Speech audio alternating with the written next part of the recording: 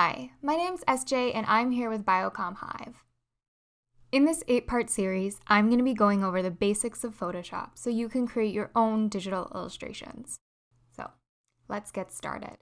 When you're learning any new program, it's really important to just get a sense of the layout. In Photoshop, there are so many different tools, and so for a beginner, it could feel really overwhelming. So, when we open up the program, first we're just going to create a new document.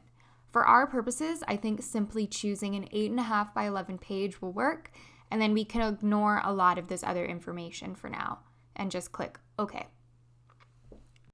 You can now see that your page has loaded in the center of the program. What I want to review first is the tool panel on the left.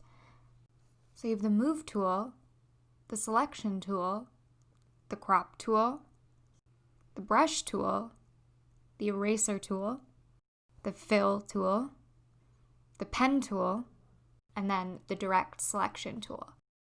I tend to use a lot of shortcuts when I work in Photoshop, and you'll be able to see the buttons I'm pressing by looking in the bottom left corner. But if you forget what the shortcuts are, you can just hover over the different tools on that panel. So you can actually change the way that your workspace is arranged. But the way I have it set up here is kind of the standard way that you will see Photoshop set up. On the right panel, you have your color picker where you're able to choose colors for your brushes. You can also choose colors by double-clicking on the colored square at the bottom of the tool panel. And back to the right side, again, you have your color picker, but you also have the Properties panel and the Layers panel. For more advanced tools, the menu at the top is where you'll find layers, styles, and other effects.